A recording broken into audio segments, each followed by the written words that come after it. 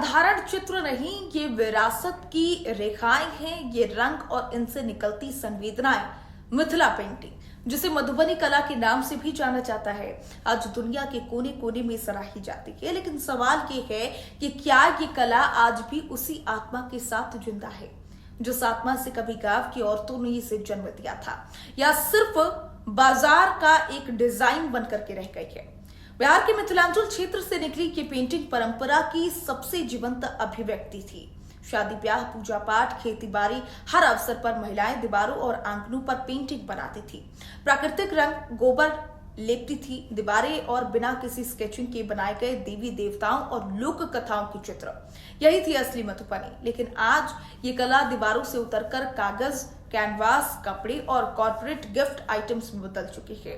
इस बदलाव में क्या खो गया और क्या पाया गया? आज मिथिला पेंटिंग ऑनलाइन मिलती है।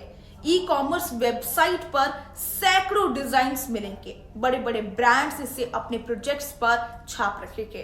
T shirt, coffee mug, stationery, यहाँ तक कि मोबाइल कवर तक।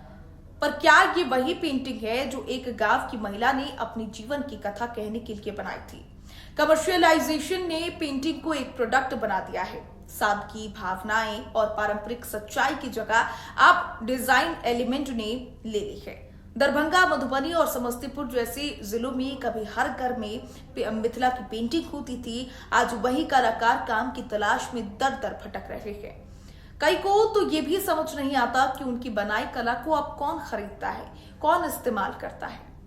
कुछ कलाकार अब रिक्शा चलाते हैं, मजदूरी करते हैं या फिर किसी एनजीओ की प्रतीक्षा में बैठे हैं। पुरानी पीढ़ी धीरे धीरे इस दुनिया को अलविदा कह रही है और नई पीढ़ी के पास ना तो वक्त है और ना ही लगाव है। आर्ट गैलरीज में लाखों में बिकने वाली मिथिला पेंटिंग, लेकिन कलाकार को मिलता है सिर्फ कुछ 100 रुपए। बिचौलिए, एनजीओज और बड़े आजीविकों के बीच सबसे कमजोर कड़ी वही है असली कलाकार। महिलाएं जो अपने आंगन से चित्र बनाना शुरू करती हैं, आज उनके पास न रंग है, न ब्रश, न अवसर, बस है तो एक पुराना स्केचबुक और अधूरी उम्मीदें। सिर्फ अंधेरा ही नहीं, कुछ रोशनी भी दिखती है। मधुबनी रेलवे स्टेशन को मिथिला पेंटिंग से सजाया गया, जिससे स्थानीय कलाकारों को काम मिला। कुछ स्कूल और यूनिवर्सिटीज में इसे पाठ्यक्रम में शामिल किया गया। ऑनलाइन वर्कशॉप और सोशल मीडिया पर युवा कलाकार इस कला को नई ऊर्जा दे रहे हैं। सरकार की ओडीओपी यानी कि वन डिस्ट्रिक्ट वन प्रोडक्ट योजना के तहत मधुबनी पेंटिंग को प्रमोट भी किया गया। कुछ महिलाएं अपने घरों से ऑनलाइन ऑर्डर लेकर के पेंटिंग्स बेच रही हैं। एक नई डिजिटल क्रांति की शुरुआत हो रही है। मिथिला पेंटिंग सिर्फ एक चित्रकला नहीं, ये भावनाओं की भाषा है कि हमारी मातृभूमि की आवाज है जिसने इतिहास रचा है, संस्कृति बचाई है। लेकिन जब कला कलाकार से दूर को जाए और बाजार उसे निगल जाए तो सिर्फ चित्र नहीं मरते, एक सभ्यता दम तोड़ती है। अब वक्त है हम सिर्फ दीवारों पर नहीं, दिलों में जगह दे इस पेंटिंग को।